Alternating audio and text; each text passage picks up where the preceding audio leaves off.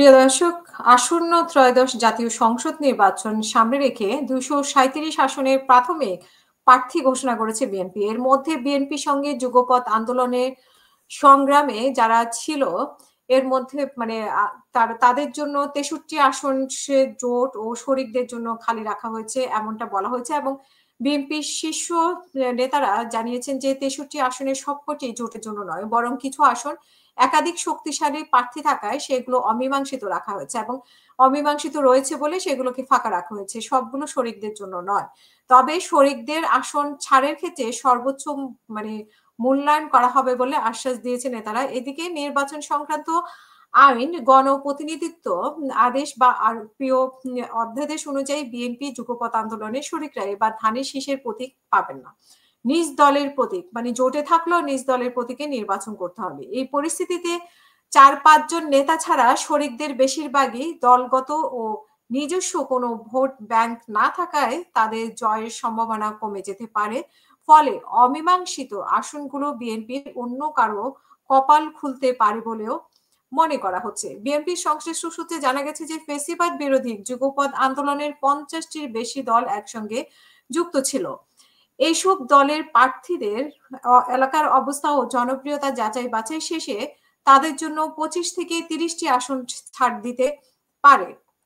পাশাপাশি নতুন রাজনৈতিক দল এনসিপির সঙ্গে জোট হলে তাদের জন্য আরো ১০টি আসন ছাড় দিতে পারে। কিন্তু ৬৩ আসন খালি রাখার বিষয়ে বিএনপি স্থায়ী কমিটির সদস্য ডক্টর খন্দকার মোশাররফ হোসেন জানিয়েছেন যে বিএনপি ঘোষিত প্রাথমিক প্রার্থীর তালিকায় ৬৩ আসন খালি রাখা হয়েছে। সেখানে সব আসনে যে জোটের জন্য রাখা হয়েছে বিষয়টি তা নয়। এখানে কিছু আসনে আমাদের একাধিক শক্তিশালী প্রার্থী থাকায় সিদ্ধান্ত নেওয়া যায়নি। এমন অমীমাংসিত আসনগুলো শীঘ্রই চূড়ান্ত করা হবে। মৃতদের আসন ছাড়া বিষয়ে তিনি বলেন যে আন্দোলনে থাকা দলগুলোকে সর্বোচ্চ মূল্যায়ন করা হবে। তাদেরকে কোথায় নির্বাচন করবে তার আলোচনা চলছে এবং দ্রুত এই নিয়ে সিদ্ধান্ত জানানো হবে। তবে বিএনপি এখন জোটের জন্য কত আসন ছাড়বে তা নিয়ে চূড়ান্ত সিদ্ধান্ত এখনো জানা যায়নি। তবে সংশ্লিষ্ট সূত্রে জানা গেছে যে ২৫ থেকে ৩০টি আসন পেতে পারে বিএনপির আন্দোলনের শরিক দলগুলো। অন্যদিকে গণতন্ত্র মঞ্চের শীর্ষ ৬ নেতাকে কোথায় নির্বাচন করবে তা জানাতে চেয়েছিল বিএনপি। তো পরে গণতন্ত্র মঞ্চের পক্ষ থেকে তখন শীর্ষ নেতাদের প্রার্থিতা বিষয়ে বিএনপি বিস্তারিত অবহিত করা হয়।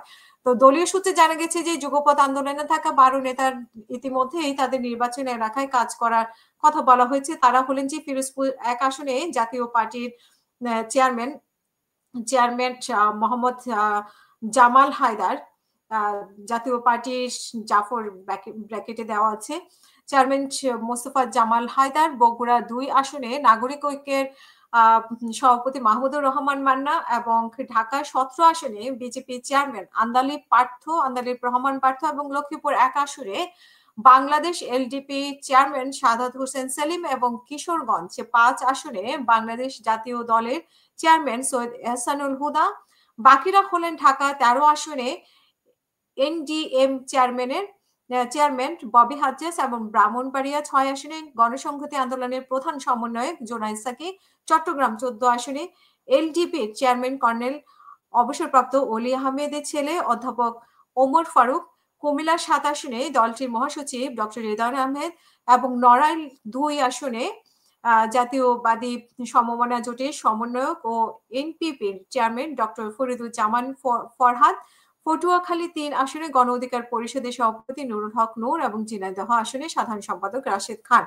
এছাড়া এনসিপির সঙ্গে জোট হলে ১০টি আসন ছাড়তে পারে বিএনপি এবং এনসিপি সূত্রে জানা গেছে যে দলের আহ্বায়ক নাহিদ ইসলাম ঢাকা ১১, সদস্য সচিব আক্তার হোসেন রংপুর ৪, উত্তরাঞ্চলের মুখ্য সংগঠক সাজ্জিস আলম পঞ্চগড় ১, দক্ষিণের হাসনাত আব্দুল্লাহ কুমিল্লা ৪, নাসিরউদ্দিন পাটোয়ারি ঢাকা ১৮, তাসলিম জারা ঢাকা ৯, সারোয়ার তুষার নরসিংদী ২, হান্নান মাসুদ নোয়াখালী ৬,